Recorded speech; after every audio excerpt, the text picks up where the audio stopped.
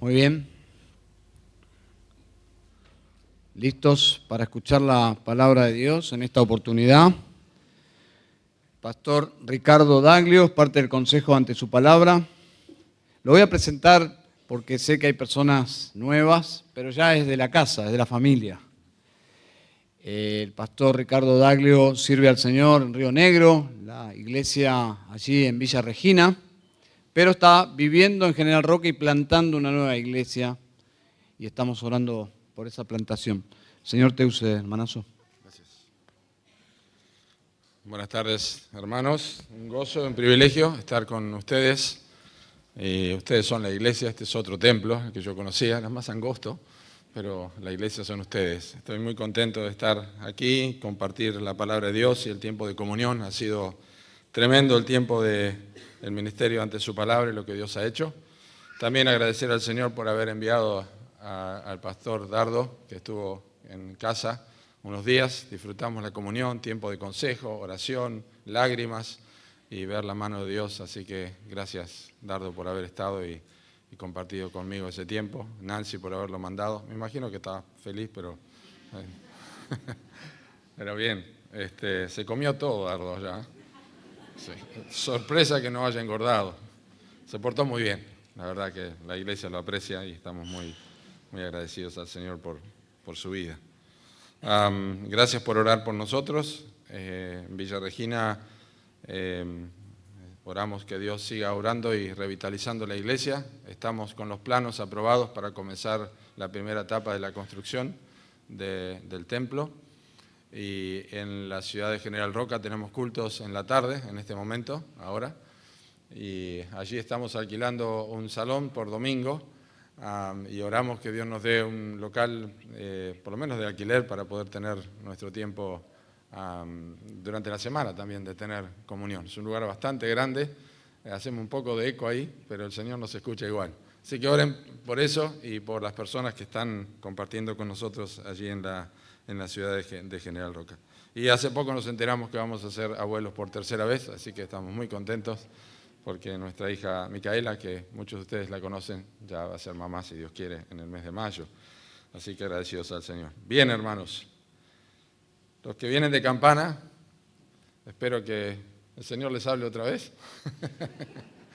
Vamos a abrir la Biblia en la porción que hemos leído hoy, Salmo 119. La mejor elección en la vida. Salmo 119, versículo 57 al versículo 64. Ya hace unos meses que estoy enseñando el Salmo 119, me faltan aproximadamente 7 sermones para terminar. Predico 8 versículos por domingo, con algunos domingos que predicamos otra cosa, como el caso cuando vino Dardo, así que va llevando más tiempo, más de 22 domingos, que son 22 porciones que tiene este Salmo. Pero esta es una porción particular que quiero compartir con ustedes. Todas son una bendición y de hecho de alguna manera sería bueno que uno pudiera leer los primeros 56 versículos porque hay conexiones con todos ellos, pero espero darle contexto para que lo podamos apreciar. Voy a leer de vuelta de la Reina Valera, así que aquellas cosas que no entiendan en el idioma de la Reina Valera sabrán comprender y apreciarlo. Dice la Escritura: mi porción es Jehová, he dicho que guardaré tus palabras. Tu presencia supliqué de todo corazón. Ten misericordia de mí, según tu palabra. Consideré mis caminos y volví mis pies a tus testimonios. Me apresuré y no me retardé en guardar tus mandamientos. Compañías de impíos me han rodeado, mas no me he olvidado de tu ley. A medianoche me levanto para alabarte por tus justos juicios. Compañero soy yo de todos los que te temen y guardan tus mandamientos. De tu misericordia, oh Jehová, está llena la tierra. Enséñame tus estatutos. Oramos. Padre, gracias te damos por esta preciosa porción de tu palabra y este salmo precioso que exalta la palabra de Dios y, por supuesto, tu persona. Rogamos que abras nuestros corazones, que podamos ser sabios con el uso del tiempo, podamos apreciar esta enseñanza y podamos ir a nuestros hogares sabiendo que hemos visto y hemos sido transformados en la persona de Cristo por el Espíritu del Señor. En nombre de Cristo Jesús oramos. Amén. Salmo 119, lo he mencionado creo que ayer en la conferencia. Es un salmo precioso. Cuando abordé el estudio del Salmo 119 lo pensé 2 o 3 veces porque sabía que una vez que uno empieza tiene que terminar, no es como el Salmo 121, el Salmo 1, tiene que seguir hasta el versículo 176. Pero creo que por la gracia del Señor he tomado una de las mejores decisiones en mi ministerio de enseñanza porque ha sido realmente una satisfacción, y lo es para mi vida, meditar en este Salmo. Es el capítulo más largo de la Biblia, del libro más largo de la Biblia, que comienza también el Salmo 1 hablando de la palabra de Dios. Dios quiere decirnos algo a través de su palabra, en su palabra, y espero que nosotros lo podamos apreciar. En esta porción de 8 versículos, ustedes saben que el Salmo 119 está dividido por el alfabeto hebreo. Las letras del alfabeto hebreo también son notas musicales, pero hay una progresión, por supuesto, en lo que hace el salmista. Comienza hablando del hombre que anda en la ley de Jehová y termina diciendo que era un hombre descarriado, pero que ahora guardaba su palabra. De alguna forma, los primeros 2 versículos del Salmo 119, que son algunos de los más conocidos, junto con el 105 y otros más, son como una sombrilla donde todo el Salmo se ubica. Perdón si no miro para otros lados, pero no estoy acostumbrado, estoy acostumbrado a mirar adelante, pero sé que están escuchando. Pero es como una sombrilla donde el resto de los versículos que siguen hasta el final se apoyan para que nosotros entendamos mejor. Pero en estos 8 versículos, el salmista está afirmando que Dios es su porción, está confesando que Dios es lo que ha escogido para su vida. Y por supuesto necesitamos entender un poco el vocablo porción, como lo tenemos en la Reina Valera, y tratar de comprender lo que significa para apreciar lo que vamos a ver. Porque en este salmo hay no solamente una expresión de confesión del salmista, pero también hay comprobación de lo que el salmista dice en versículo 1, que Dios es su porción en forma especial. Él desarrolla su confesión en los versículos 58 hasta el versículo 64 a través de evidencias internas y evidencias externas que comprueban que Dios realmente es su porción. Así que necesitamos entender qué es lo que está diciendo cuando dice mi porción es el Señor o mi porción es Jehová. Las personas felices son las personas bienaventuradas que andan en la ley de Dios, que es una expresión directa de los labios de Dios. De hecho, en el Salmo, en 2 o 3 oportunidades, dice la ley de tu boca. Eso significa que el salmista ya creía en la inspiración de las Escrituras. Toda la Escritura es inspirada por Dios y es útil. Y comprender esto es importante porque cada vez que leemos un texto del Salmo 119 que relaciona la boca de Dios con su palabra en el andar de nuestra vida, es necesario para que nosotros apreciemos siempre la palabra de Dios, no solamente como una lectura, sino como algo que nosotros necesitamos obedecer. De manera que decir que Dios es lo más importante de nuestra vida, sin demostrar una obediencia práctica a eso es solamente, claramente, una contradicción. Y muchos de nosotros no estamos dispuestos a aceptar que vivimos en ciertas contradicciones en nuestra vida, pero no trazamos una línea directa entre esa contradicción y las Escrituras. Tratamos de encontrar los problemas en otro lado, tratamos de hallarlos en problemas de carácter o en problemas de temperamento o quizás relaciones con otras personas, pero no trazamos una línea directa hacia el origen de esto, que es la palabra de Dios, que tiene poder para transformarnos, que tiene poder para trabajar en nuestras vidas y formarnos a la imagen del Señor Jesucristo. Así que si nosotros insistimos en que Dios es nuestra porción, que Dios es lo más importante de nuestra vida, deberíamos mostrar ciertas marcas que son hábitos comprobables, que son hábitos visibles. Así que lo que propongo en este sermón es enseñar que cuando elegís a Dios en tu vida o cuando confesás que Dios es lo más importante de tu vida, o que la vida espiritual, lo que tiene que ver con Cristo, la obra de Dios en tu vida, la persona de Dios es lo más importante en tu vida, se tiene que notar. Se tiene que notar. Así que miramos rápidamente el versículo 57, la mejor elección en la vida, y luego vamos a ver cómo esto se aplica. Observen en primer lugar que la persona está antes del precepto. Mi porción es Jehová, he dicho que guardaré tus palabras. No dice, voy a guardar tus palabras para ver lo que Dios hace con mi vida. Dios, el Dios de la bendición, era más importante que la bendición de Dios para su vida. Algo que nosotros muchas veces tratamos de cambiar. No examinamos nuestra motivación, qué es lo que realmente deseamos. Y esto es importante, tenemos que examinar. Satanás sabe que nosotros podemos tener el hábito de cambiar la bendición de Dios por el Dios de la bendición. Lo sabe a tal punto que fue una de las primeras cosas que llevó delante del trono de Dios en el libro de Job. ¿Acaso sirve Job a Dios de balde? ¿No le has rodeado de todos los bienes que tienen? Pero toca su vida, vas a ver si no te maldice en tu misma presencia. Si no blasfema en tu misma presencia. Te está sirviendo de balde. Y muchos de nosotros no nos damos cuenta que servimos a Dios de balde hasta que la palabra de Dios trabaja en nuestros corazones. Y leemos un texto como este, donde el salmista, inspirado por el Espíritu Santo, dice que va a obedecer la palabra de Dios, va a guardar sus preceptos, pero la persona de Dios es más importante que lo que Dios pueda darle a él. De modo que es una confesión trascendental en esta octava, como yo le llamo en estos versículos que estamos considerando. Así que tenemos que tener cuidado con lo que decimos cuando Dios es nuestra porción, que realmente Dios ha trabajado en nuestras vidas para hacer nuestra herencia, nuestra heredad, que voy a explicar en un momento. Abraham escogió su porción en Dios. Dios llevó a Abraham a un lugar alto y le dice, mira la tierra, yo te la voy a dar a toda tu descendencia. Y Abraham creyó en lo que Dios le había dado. Abraham escogió esta porción. Pero pocos versículos más adelante dice que Lot escogió para sí mismo. Y miró la tierra de Sodoma y Gomorra, que era como la tierra del Edén, y fue poniendo sus tiendas hasta Sodoma, y conocemos la historia de Lot, y lo que pasó con su vida, porque su elección no fue Dios, como en el caso de Abraham. Claro que la porción, la expresión mi porción, está tomada en el Antiguo Testamento de lo que eran las heredades. David dice en el Salmo 16, las cuerdas me cayeron en lugares deleitosos y es hermosa la heredad que me ha tocado. Eso es un recuerdo del libro de Josué. En el libro de Josué sabemos que los hombres que fueron a delinear la tierra y con cuerdas así lo hacían y eran límites importantes. Proverbios dice, no traspases los linderos antiguos que pusieron tus padres. Nabot perdió su vida porque Acab quería una viña que estaba en su heredad. Y Nabot le dijo a este rey impío, guárdeme Dios de que le dé a ti y te dé a ti la heredad de mis padres. Era algo muy preciado, donde Dios había dado la heredad, lo que Dios les había dado, y tenía que ver con la porción, tenía que ver con aquella dádiva que Dios les había entregado a su vida.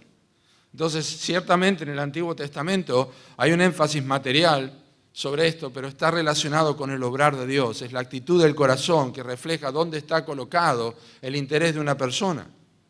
Por eso el libro de Eclesiastés nos relata a Salomón en los primeros 2 capítulos que su porción la tenía en esta vida. Él nos dijo que su porción era el vino, las mujeres, la música, las aves y todas las cosas que se hizo en esta tierra, esas eran su porción. Y dijo, todo esto es vanidad. David dijo en el Salmo 17, versículo 13 y versículo 14, guárdame de los hombres malos, cuya porción la tienen en esta vida. Necesitamos una exhortación de las Escrituras para filtrar realmente si nuestra devoción a Dios es genuina o si nuestro interés está puesto en otro lado. Ahora quiero mencionar algo que mencioné en campana esta mañana, que no tenía que ver directamente con el sermón, quizás lo debería haber hecho antes, pero esta mañana cuando el pastor Harris estaba leyendo Isaías 53 y saltó una frase allí mientras participamos de la Santa Cena. Dice la Escritura en Isaías 53, Él quedará satisfecho, verá el fruto de la aflicción de su alma y quedará satisfecho. Y a partir de esa expresión yo tengo que mirar todas las exhortaciones de la Biblia. Cristo está satisfecho. Esto no es un legalismo. Cristo está satisfecho conmigo. Así que cualquier cosa que Dios hable a mi corazón y exhorte en mi vida, sobre evidencias en mi vida, son amorosas. Son porque el Señor quiere realmente que nosotros vivamos a plenitud lo que Él nos ha dado. Así que David y el salmista aquí en Salmo 119 y David en el Salmo 17 y también en el Salmo 16 dice que su porción es el Señor y está diciendo en palabras del Nuevo Testamento que ha puesto sus ojos en las cosas de arriba, no en las de la tierra, porque ha muerto y su vida está escondida con Cristo en Dios.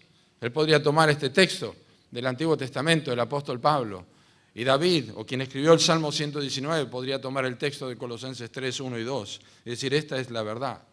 Quiero que escuchen cómo se ve la vida de una persona que ha escogido la porción en esta vida y no ha escogido a Dios. Quiero que escuchen con atención porque tenemos una un relato, una verdad sobre esto en el Evangelio de Lucas.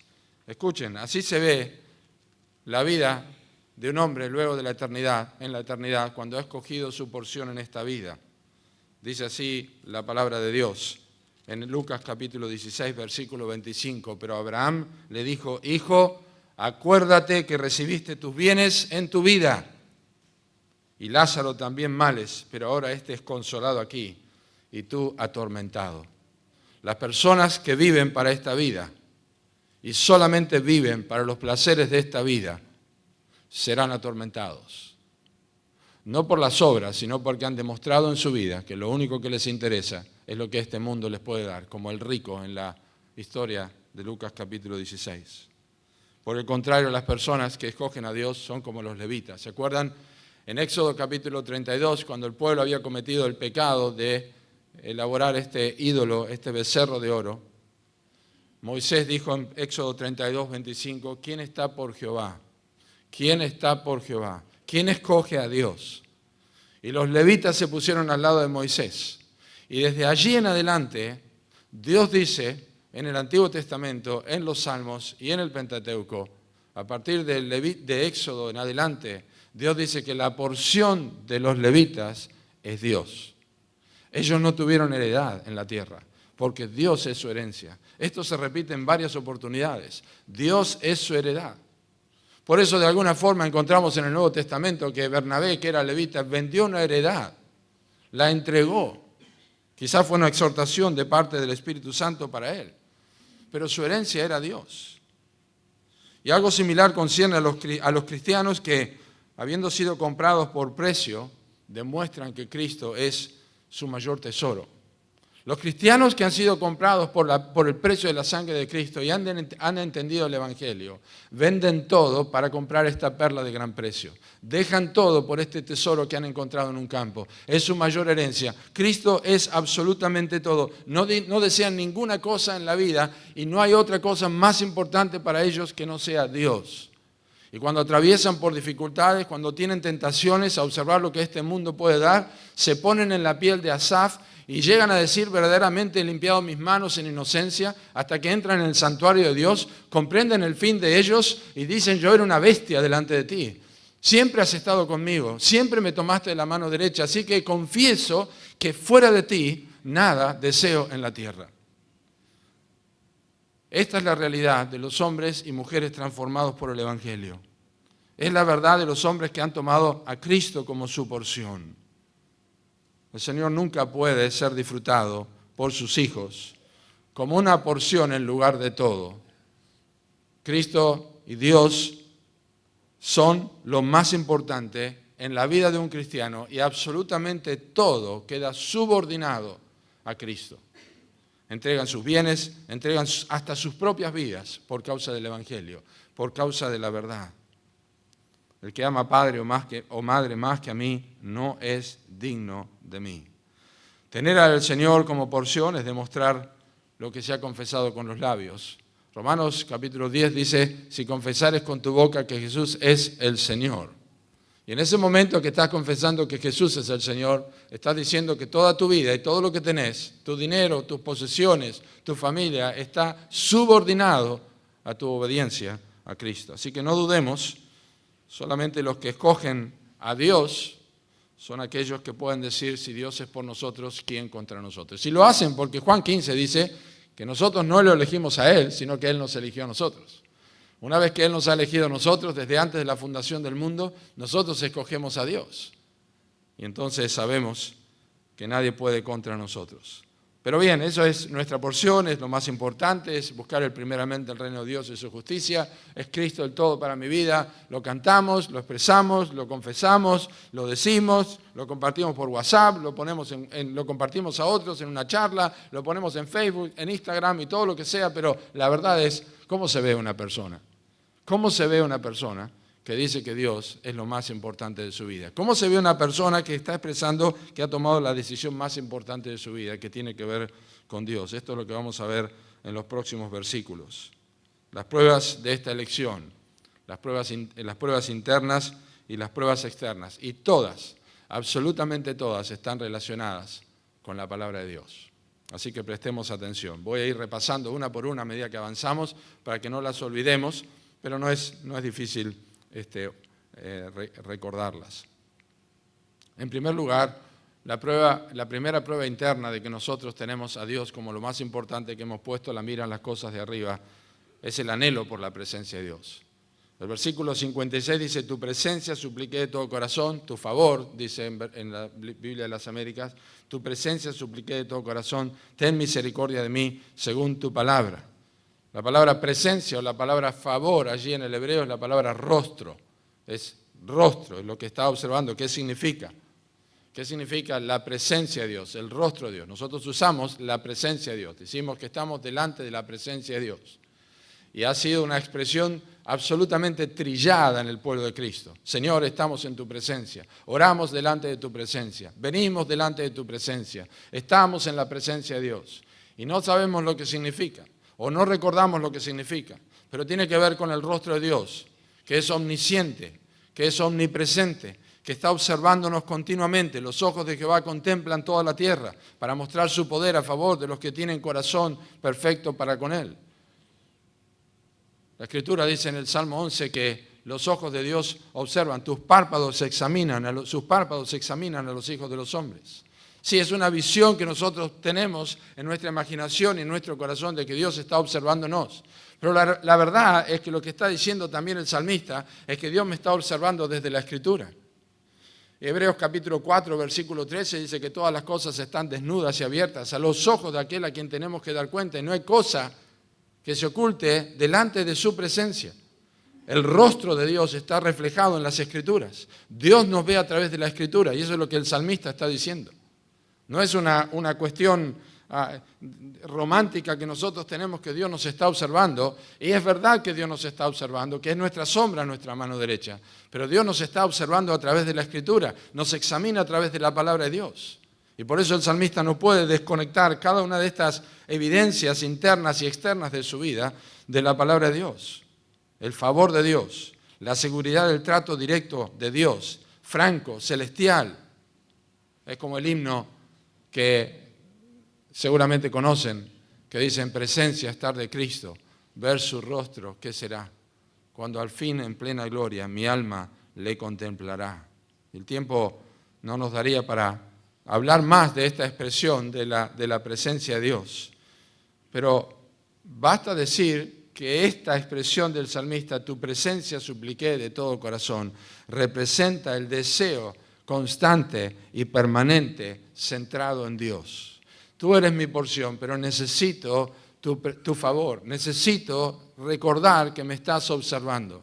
Esa es la forma que Elías, un hombre sujeto a pasiones semejantes a las nuestras, aparece en las Escrituras, como un hombre que dice, vive Jehová en cuya presencia estoy. Si algo sabemos de Elías, es que él no tuvo temor. Cuando no tuvo temor, fue porque era consciente de que estaba en la presencia de Dios. Y eso es suficiente.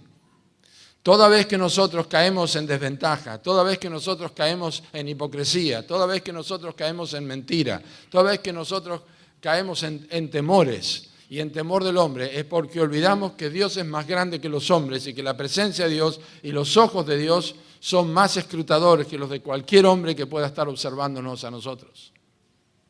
Una confianza reverente, por supuesto. Tu presencia supliqué de todo corazón. Pero ¿cuál es la limitación para que esto sea real? ¿Qué es lo que está pasando y qué el salmista expresa aquí para que esto sea real, que sea algo reverente? ¿Qué es lo que realmente descubre en este texto que estamos leyendo del versículo 58? Que Dios en nuestra vida no es la porción de un alma que sí confiesa que Dios es su porción. Bueno, tiene que ver con la base de la supuesta búsqueda de su presencia. Observen, tu presencia supliqué de todo corazón. Nuestro corazón está partido muchas veces. Nuestro corazón está dividido. No suplicamos a Dios con todo nuestro corazón. No somos íntegros delante de Dios. No somos genuinos delante de Dios. Y por lo esencial es lo que está pidiendo el salmista, y lo pide en base a la misericordia de Dios, como tenemos en esta Biblia. Creo que piedad dice en la Biblia de las Américas, pero es la misericordia de Dios, es el término. Y es según tu palabra. Nosotros desdibujamos la misericordia de Dios. ¿De qué forma? Bueno, no tomamos en serio su palabra. La misericordia de Dios es para siempre, dice el Salmo 136. Y también el salmista dice que alcanza hasta las nubes.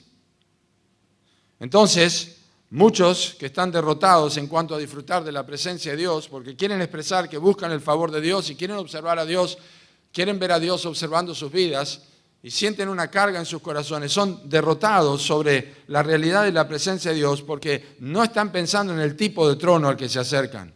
Hebreos capítulo 4, versículo 16 dice que nosotros nos acercamos al trono de la gracia para alcanzar misericordia. Necesitamos misericordia. En otras palabras, no son como el salmista que descansa en la misericordia de Dios y jamás sueña con sus propios méritos.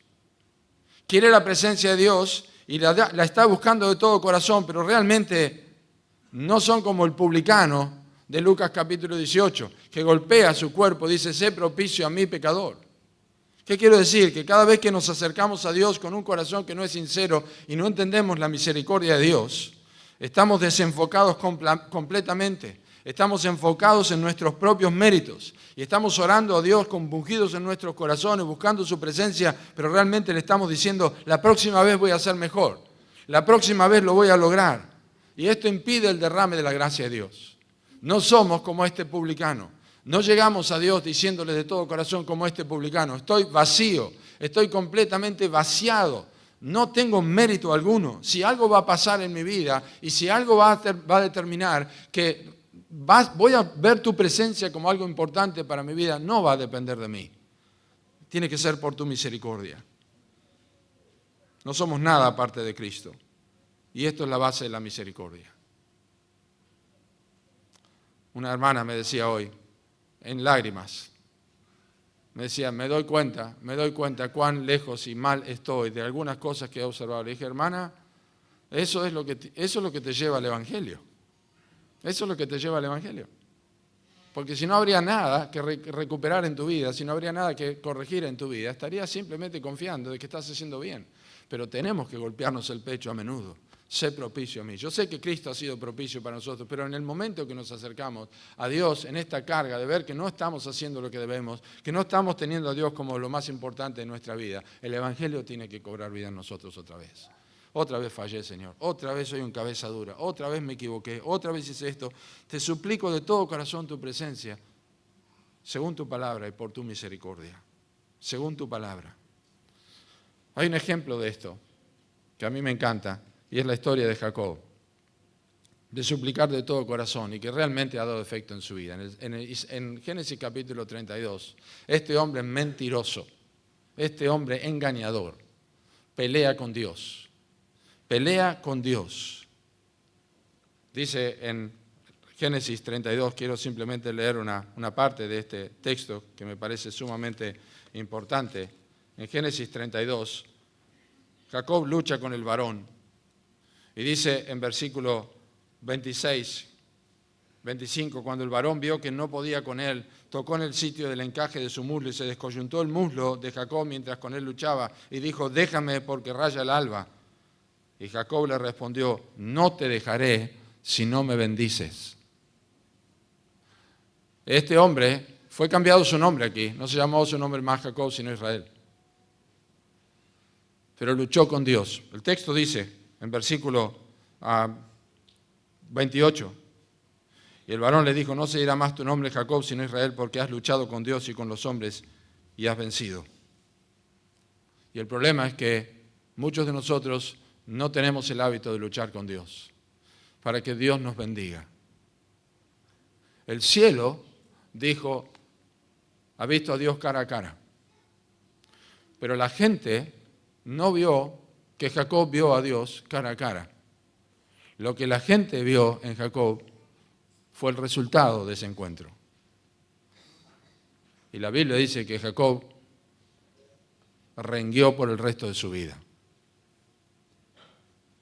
Toda su descendencia evitaron cierta comida porque recordaban que Jacob había visto a Dios y se notaba en su vida.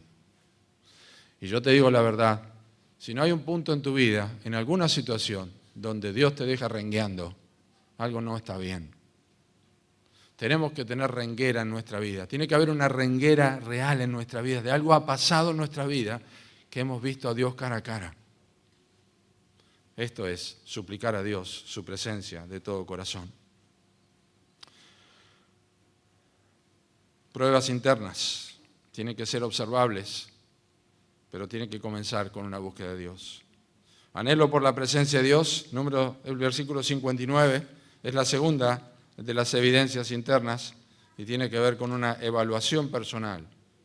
Consideré mis caminos y volví mis pies a tus testimonios. Este hombre entendió que no podía seguir desperdiciando su vida. Llegó un momento que paró para no desperdiciar su vida. La falta de cuidado de nuestras vidas produce múltiples desgastes. Y estamos picoteando sobre la vida cristiana en muchas cosas, pero realmente no somos productivos. Como mencioné esta mañana, la historia de la gallina de los huevos de oro, que ponía un huevo de oro por día y el hombre se quería más, así que mató a la gallina. Y cuando mató a la gallina se quedó sin huevos. Y esto es lo que nosotros hacemos muchas veces. Seguimos haciendo muchas cosas y terminamos matando nuestra vida espiritual porque no tomamos el tiempo para considerar nuestros caminos, considerar nuestras vidas. Eso es lo que le pasó a Asaf en el Salmo 73. Casi dijo que era un desastre su vida y que no iba a seguir al Señor hasta que entró en el santuario de Dios y dijo, vamos a poner la pelota en el piso, vamos a parar un poco, ¿qué está pasando? Considerar es hacer cálculos, tener en cuenta. Esta palabra, considerar aquí, está tomada del libro del Levítico, cuando tenían que hacer la cuenta de los años para el jubileo, tenían que sacar cuenta de cuánto debían, qué tenían que hacer. Eso es lo que está diciendo aquí, voy a sacar cuenta, qué es lo que está pasando. Y la verdad que ese es el resultado natural de estar en la presencia de Dios, delante de su palabra. Yo estoy en la presencia de Dios, la Escritura me lleva a ver a Dios y automáticamente me lleva a verme a mí mismo. Si yo considero a Dios primero, puedo verme mejor, porque en tu luz veremos la luz, dice el salmista.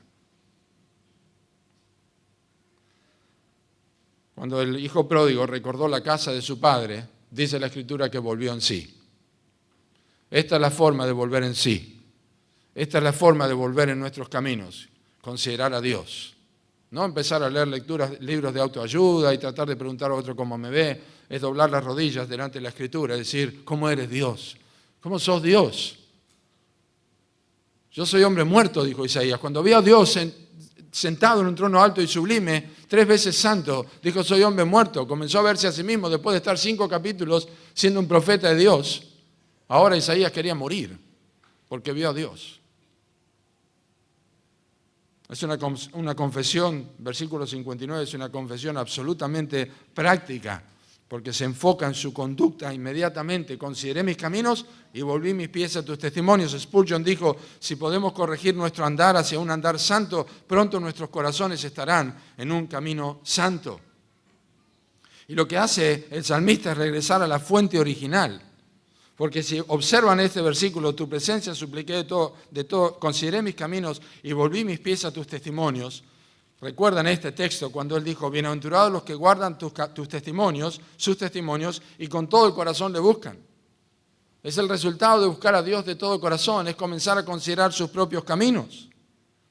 Israel cuestionó este principio, porque Dios le dijo en Ezequiel capítulo 18, dice que si el impío se vuelve de su camino, será perdonado. Y el pueblo discutió esto.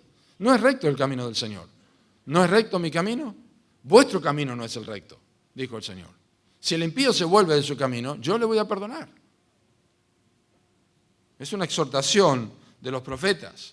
Ageo lo dijo en capítulo 1, versículo 5, meditad sobre vuestros caminos. También Joel, en capítulo 2, versículo 13. Lamentaciones 3, 40 y 41, escudriñemos nuestros caminos y busquemos y volvamos a Jehová. Es una indicación del Nuevo Testamento también, examinaos a vosotros mismos, si no estáis en la fe, 2 Corintios 13, 5. Y la exhortación práctica del Nuevo Testamento en Colosenses 3, versículos 9 y 10, que tenemos que despojarnos y revestirnos del nuevo hombre conforme a la imagen del que lo creó. Es considerar los caminos y volver los pies a sus testimonios. Algunos son como lo ilustra el profeta Oseas, en Oseas capítulo 7, versículo 16, se volvieron, pero realmente no lo hicieron a mí, se volvieron como arco engañoso, que apuntan y lanzan la flecha, pero sale para cualquier lado. Algunos creen que están considerando sus caminos, pero a las pocas semanas o los pocos días sus vidas vuelven a ser igual que antes. Siguen diciendo que Dios es su porción, siguen orando en la presencia de Dios, pero no tienen la evidencia interna de un examen y una evaluación personal. Y recordá esto, como dije esta mañana también, en la iglesia hay muchos cabeceadores. Los cabeceadores existen en todos lados. En la selección tenemos algunos muy buenos, la selección argentina, pero cuando están en la iglesia son un problema. Porque cuando escuchan un mensaje dicen esto es para el otro, esto es para aquel, esto es para aquel de allá. Pero el salmista dice, yo consideré mis caminos. Yo vi la viga en mi ojo para poder sacar la paja en el ojo ajeno. ¿Estás considerando tus caminos? ¿Decís que buscas a Dios y su presencia de todo corazón? Entonces, anhelo por la presencia de Dios, evaluación personal, versículo 59, pero también diligencia en la obediencia, versículo 60. Me apresuré y no me retardé en guardar tus mandamientos. Es increíble la capacidad que nosotros tenemos para poner excusas por ser lentos en hacer lo que debemos hacer. ¿Por qué? Muy sencillo. Para poner un posteo en Instagram, en Facebook o en un estado de WhatsApp somos pero rápido. Foto, ahí está. Mirá dónde estoy. Mirá lo que hice. Mirá el otro. Café instantáneo. Calentamos en el microondas porque es más rápido. Todos queremos instantáneo, menos cuando tenemos que obedecer a Dios. Ahí cuando tenemos que obedecer a Dios tenemos que escoger bien la foto, a ver qué voy a poner, a ver qué voy a decir, a ver cómo lo voy a escribir. Y esta actitud del salmista de la obediencia es tanto positiva como negativa. Consideré mis caminos, volví mis pies a tus testimonios, me apresuré y no me retardé en guardar tus mandamientos. Dijo Spurgeon, la velocidad en el arrepentimiento y la velocidad en la obediencia son dos cosas excelentes. No tenemos que hacer una oración de 40 páginas para confesarle al Señor y guardar sus mandamientos. Me encanta la oración del libro de Job en capítulo 33, cuando Eliú le dice a Job, al que dijere pequé y pervertí lo recto y no me he aprovechado, Dios redimirá su alma del Seol. Muy sencillo. Al que dijere pequé y pervertí lo recto. Y no empieza a dar vueltas sobre sus problemas. Dios te ha hablado en algo, hay algo que está mal en tu vida, algo que tenés que resolver. Listo. Padre, he pecado contra el cielo y contra ti. Inmediatamente su corazón se volvió al Señor. No damos vuelta, inmediatamente me apresuré y no me retardé en guardar tus mandamientos. Una sana convicción barre con todas las excusas y con todas las demoras. El problema es que no hay convicción. El problema es que no vemos nuestros pecados. El problema es que nosotros no creemos que nuestro anhelo por la presencia de Dios es tan flojo como Dios lo dice. Y a veces confundimos esto, tener convencimiento con tener convicciones. Asentimos con la cabeza, afirmamos con los labios, pero olvidamos que lo que más observa a Dios es el corazón. Y hay algunas de estas expresiones que nosotros encontramos en la Escritura que nos muestran cómo somos. Y a mí me encanta esta del libro de Oseas, porque así somos nosotros, cuando confesamos a Dios. Eso tan floreado. Y le decimos, venid y volvamos a Jehová, porque Él arrebató y nos curará, hirió y nos vendará. Nos dará vida después de 2 días. En el tercer día nos resucitará y viviremos delante de Él. Y conoceremos y proseguiremos en conocer a Jehová. Como el alba está dispuesta a su salida. Y vendrá a nosotros como la lluvia tardía y temprana en la tierra. ¡Qué confesión de buscar a Dios! Y Dios está mirando en el cielo y le dice, ¿qué haré a ti, Efraín? ¿Qué haré a ti, oh Judá? La piedad vuestra es como nube de la mañana, como el rocío de la madrugada que se desvanece. Dejá de leerme oraciones puritanas del libro del Valle de la Visión y orá directamente, confesá tu pecado, que eso es más importante, porque Dios está mirando el corazón, guardando los mandamientos. Si sos flojo en el día de trabajo, tu fuerza va a ser reducida. El trabajo que hoy es duro va a ser más duro mañana si no tenés convicciones. Como le pasó al joven de Proverbios capítulo 5, que no escuchó el consejo, casi en todo mal he estado, en medio de la sociedad y la congregación. Mi corazón aborreció el consejo. Consideré mis caminos y volví mis pies a tus testimonios. La diligencia es importante. Pasa Cristo por el medio de la mesa de los cambistas y le dice, sígueme. Y Leví se levanta y le sigue. Se para debajo de un sicómoro y lo ve a Zaqueo y le dice, Zaqueo, desciende, tengo que ir a tu casa. Zaqueo baja y va a la casa y le ofrece una fiesta al Señor Jesucristo. Así de rápido es la confesión. Así es la forma que nosotros le estamos diciendo a Dios que Él es nuestra porción. Cuando nosotros no nos retardamos en guardar su palabra, en cualquier cosa que Dios nos ha indicado, sea del tipo que sea. Y seguimos. Pruebas internas, anhelo por la presencia de Dios, versículo 58, evaluación personal, versículo 59, y diligencia en la obediencia, versículo 60. Y ahora las pruebas externas, versículos 61 al 64. La primera es la resistencia ante la opresión. Dice el versículo 61, compañías de impíos me han rodeado, mas no me he olvidado de tu ley. Aquí está el Calvario. Si hay una cosa que me ayuda a entender este texto es el Calvario. Porque nadie fue rodeado de impíos como el Señor Jesucristo. Y el Salmo 22 es un salmo mesiánico que nos cuenta cómo el Señor Jesucristo fue rodeado de impíos, fuertes toros de Basán, como perros le han rodeado ladrando contra su vida. Pero no se olvidó de la ley de Dios. Y él dijo, tengo sed. Y el Salmo 22 contiene las frases de la cruz, Dios mío, ¿por qué me has desamparado? Pero son las expresiones de Cristo en la cruz, porque Juan lo dijo para que la Escritura se cumpliese. No se olvidó de la ley de Dios en medio de la opresión. No se olvidó de la palabra de Dios cuando fue despojado de todo, incluso de su ropa, pero no pudieron despojarle de la palabra de Dios. De hecho, en el Salmo 119, siempre que hay una mención de los impíos, búsquenlo cuando lo lean, siempre que hay una mención de los impíos, hay por otro lado una mención determinada de confiar en la palabra de Dios, siempre en todo el Salmo. Cuando Dios es la porción que nosotros hemos escogido, no importa quién o qué esté en contra. Y como en la octava anterior del Salmo 119, también ahora Él ha escogido a Dios por su porción. Se acuerda de la palabra de Dios. Me acordé, oh Jehová, de tus juicios antiguos y me consolé. Cuando estaba desanimado, cuando estaba afligido, me acordé de la palabra de Dios y la palabra de Dios me consoló, me ayudó, me animó, me han rodeado. Es una expresión hebrea que significa que se repite una y otra vez. Es como un lazo, como dice en la Biblia de las Américas. Un lazo una y otra vez, continuamente. Siempre se duplica, continuamente. ¿Qué hace el salmista? No se olvida de la palabra de Dios. Tiene el contexto de la palabra no olvidada, hace que nosotros recordemos que las cosas que se ven son terrenales, pero las que no se ven son eternas. No importa lo que te pase. Pablo habló de su porción en Filipenses capítulo 3, en medio de aflicciones. David se fortaleció en Dios en medio de la prueba, cuando Saúl lo perseguía. Job adoró a Dios postrado. Ambos estaban en situaciones absolutamente adversas, pero adoraron a Dios. Situaciones difíciles, situaciones de aflicción. Y como pastor, los pastores lo sabemos, o aquellos quienes discipulan y encuentran personas en aflicciones, a veces tratamos de sacar una respuesta de la galera, pero lo que hacemos es, naturalmente, abrir la Biblia y decir con toda humildad, mira hermano, hermana, no tengo otra cosa para darte que la palabra de Dios. No te puedo dar otra cosa. Te puedo recomendar un libro, pero el mejor libro que te puedo recomendar es la Escritura. Mira, los impíos te pueden rodear, las aflicciones te pueden rodear, pero no te olvides de la palabra de Dios. No te olvides de la Escritura. No te olvides. Y mira, ¿sabes qué? Salmo 93 dice en versículos 12 y 13, bienaventurado Dios a quien tú corriges y en tu ley lo instruyes para hacerle descansar en los días de aflicción, en tanto que para el impío se cava hoyo.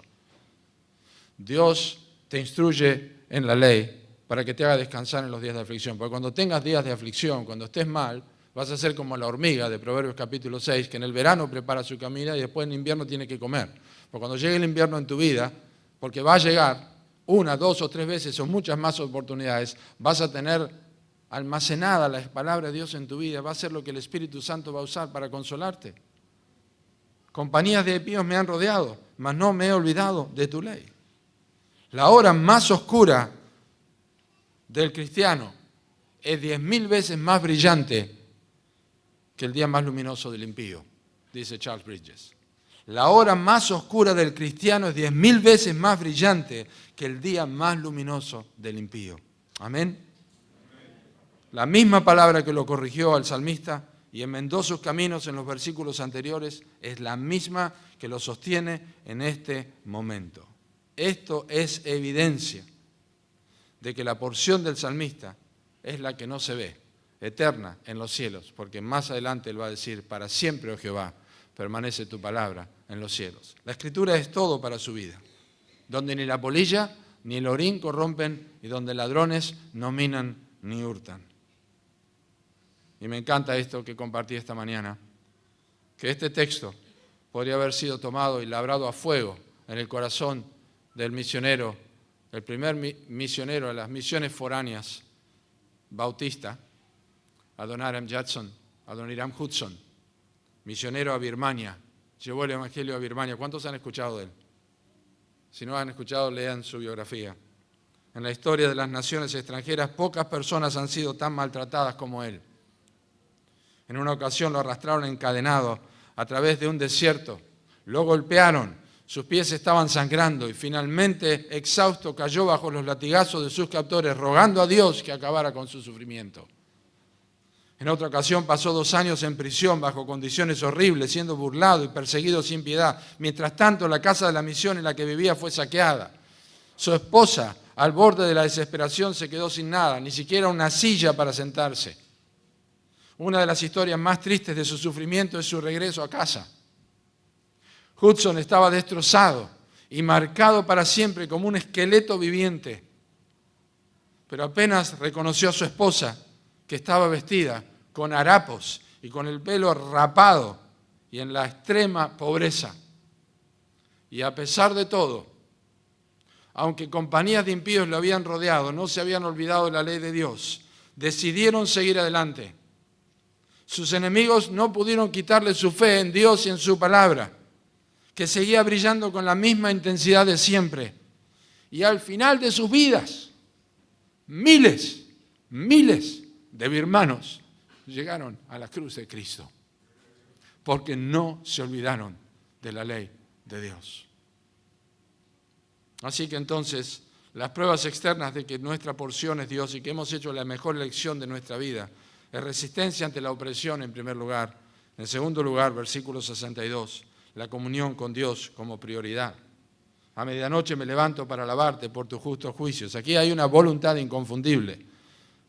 Y la mención y la calidad de esta voluntad. Porque levantarse a la mañana es normal, y orar a la noche también en la tarde, pero levantarse a la medianoche para orar, los que somos ya más viejos o no tan jóvenes, ya nos acostamos más temprano, como dice Eclesiastés, ya cuando nos levantamos temprano, cuando suena el ave canta, ¿no, Dardo? Puede considerarse normal, pero a medianoche es intencional. Levantarse a medianoche es intencional. Y puede considerarse normal que Dios sea alabado por sus justos juicios en la mañana, en la tarde, pero en la noche, en la medianoche, es intencional.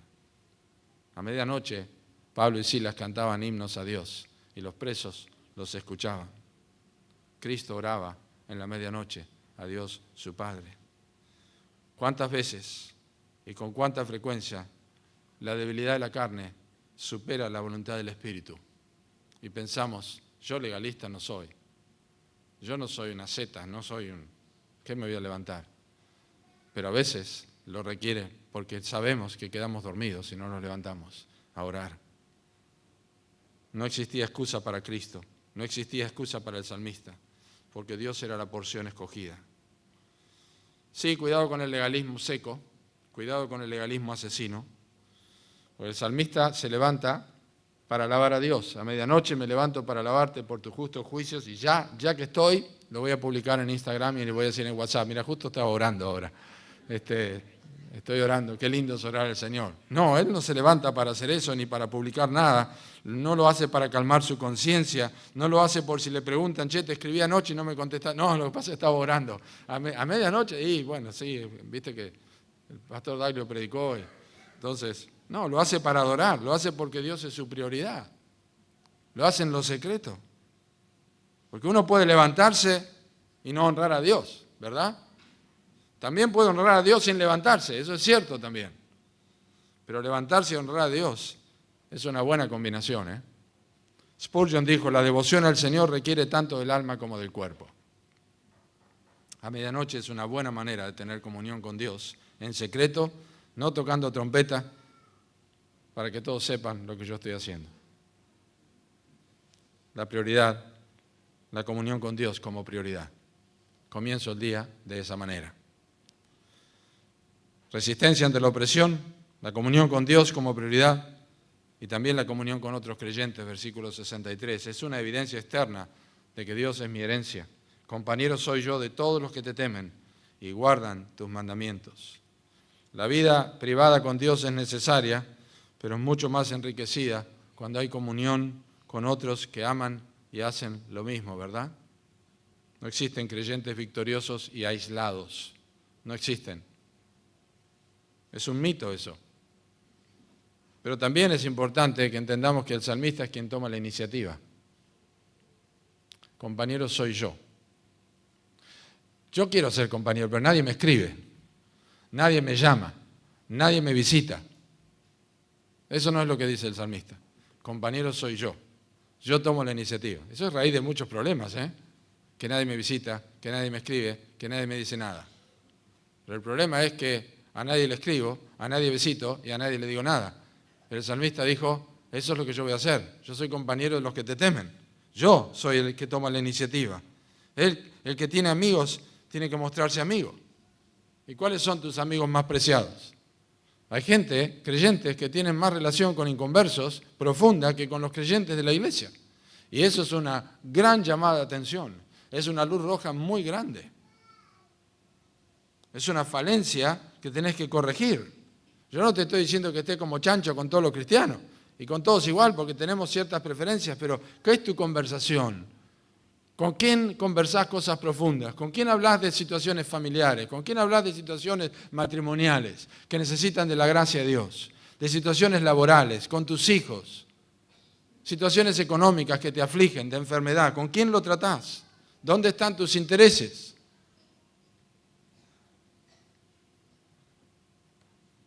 Porque Demas tenía sus intereses en otro lado. Él se mostró como amigo de Pablo, pero finalmente amó el mundo y se fue, directamente abandonó a Pablo. Porque Dios no era la porción de su herencia, era amigo del mundo. Así que el temor de Dios debe ser motivo de compañerismo, es un asunto trascendental. A diferencia de este mundo, ¿qué pasa? ¿Qué conversamos y cómo conversamos? Hay una fuente inagotable en la palabra de Dios sobre temas para conversar. Si vos estás leyendo la Escritura, siempre vas a tener un tema para conversar. Mirá esto cómo animó mi corazón. Pues Dios te ha estado mirando y has estado siendo observado y podés compartirlo con otros. No significa que no podemos hablar de otras cosas. Claro que sí podemos hablar de otras cosas. Yo puedo hablar con Josu del equipo más importante de Argentina, el puntero del campeonato. Es Vélez, ¿verdad? ¿Cuál es el problema hablar de eso? Si es la verdad. Pero no es lo más importante. Lo más importante es la Escritura. La palabra de Dios gobierna cualquier otro asunto, incluso si hablamos de fútbol. La palabra de Dios gobierna cualquier asunto, aunque no tenga que ver directamente con ella. ¿Dónde está tu interés? Tus conversaciones son el resultado de haber puesto a Dios como herencia, como lo más importante de tu vida. Si nos avergonzamos de llamarnos cristianos, si no nos avergonzamos de llamarnos cristianos, no nos aislemos de andar en comunión con los cristianos. Los que aman a Dios, aman a su pueblo, y los que aman la Biblia, aman a los que aman la Biblia. Tenés que leer la Escritura, y tenés que leer la Escritura con otros, y animar a otros a leer la Escritura. Porque eso va a modelar tu vida, tu corazón y tu lenguaje también. De la abundancia del corazón habla la boca. Cuidado, porque lo mencioné esta mañana. A veces yo escucho hablar creyentes y escucho cierto lenguaje y le digo, esta es la punta del iceberg, Lo que debe ser en su trabajo, su conversación. No me parece, porque acá casi le salió una palabra que no edifica, pero fuera de este entorno quizás le sale una y más de estas palabras, porque no tiene a Dios como su primera porción. Los piadosos pasan sus noches con Dios y sus días con el pueblo de Dios. Entonces resistimos a la opresión Tenemos comunión con Dios como prioridad, tenemos comunión con otros creyentes, y la última evidencia externa de que Dios es nuestra porción es nuestra cosmovisión teológica. Nuestra cosmovisión teológica. Cosmos, Dios, visión, cosmos, mundo, visión del mundo, pero teológica a través de la Escritura. De tu misericordia, oh Jehová, está llena la tierra. Enséñame tus estatutos. Este no es el mundo que Dios creó. Los creyentes que dicen que aman a Dios y que Dios es su prioridad, y vienen con la noticia al pastor y le dice, pastor, mire lo que está pasando en el mundo, pero ¿cómo puede ser? Mire el hambre que hay acá, mire la guerra, y qué va a pasar en Medio Oriente, y qué va a pasar con todo este mundo, y con todos estos tornados, y cómo puede ser. El pastor le dice, hermano, lea la Biblia, porque este no es el mundo que Dios creó. Está fuera de tono. Este no es el mundo que Dios creó. La persona que ha hecho a Dios como porción de su vida sabe que este mundo vive de la misericordia de Dios, que este mundo no ha tenido el juicio que merece, que Dios ha extendido su misericordia y entonces no se queja. Tiene una cosmovisión teológica que lo anima a seguir siendo un alumno de la palabra de Dios. Enséñame tus estatutos, quiero seguir aprendiendo, quiero ver el mundo, quiero ver las guerras y quiero ver todo lo que está pasando a través de las Escrituras, a través de la teología, a través de cómo es Dios. El creyente que tiene a Dios por su porción ve la misericordia de Dios llenando toda la tierra, desde todo lo que revela la Biblia hasta lo que ocurre hoy día, porque lo que revela su palabra es el patrón para lo que interpreta fuera de ella. Entonces ve la misericordia de Dios en la historia de Adán, ve la misericordia de Dios en Caín, ve la misericordia de Dios en la historia del diluvio, ve la misericordia de Dios en las falencias de Abraham, en la historia de Lot, en la historia de Jacob, en las caídas de David, en el cautiverio de Israel y finalmente lo ve en el Calvario. Porque no merecía sufrir como sufrió, pero fue el justo por los injustos para llevarnos a Dios. Eso es donde la misericordia y la justicia se besaron, en la cruz. Esta es la teología, esta es la cosmovisión teológica de los creyentes que tienen su visión en Dios. La peor cosa que ha ocurrido y que ocurrirá en este mundo ya pasó, y es el Calvario. No las guerras, no la economía, no las enfermedades, no las hambrunas, no los niños muriendo de hambre. Es el Calvario. Dios vio a su Hijo y agradó a Dios salvarnos a través de ese sufrimiento. Y el creyente que tiene esa cosmovisión aprende que Dios es su porción y no desea más nada que Dios. ¿Es Dios la mejor elección de tu vida? Hay pruebas internas en tu vida y hay pruebas externas en tu vida. Iglesia de Cristo, examinemos nuestros corazones. Que el Señor bendiga sus vidas, que sigamos aprendiendo de su palabra, que sigamos leyendo la Biblia y aplicándola a nuestros corazones y que encontremos en la Iglesia de Cristo aquellos compañeros con los que podemos animarnos unos a otros y seguir en el camino de la verdad, para que cuando estemos en su presencia, en la presencia de Dios, veamos su palabra que ha permanecido para siempre, porque el cielo y la tierra pasarán, pero su palabra no pasará. Dios es la porción de mi herencia. Guardemos su palabra. Oremos. Gracias por tu palabra. Te agradecemos, Señor, por las verdades que en ella encontramos. Bendice la iglesia aquí en Capital. Bendice a los hermanos, que sean Biblias andantes, que sean cartas leídas, que puedan tener su porción en Dios, que Dios sea lo más importante, aunque sufran, aunque tengan dolores, no importa, no buscamos la bendición de Dios, sino el Dios de la bendición, Cristo nuestro Salvador, el varón de dolores, el único que es experimentado en quebranto, el único que fue desamparado, nosotros no lo hemos sido. Gracias por tu infinita misericordia, gracias por la cruz, en el nombre de Cristo, amén.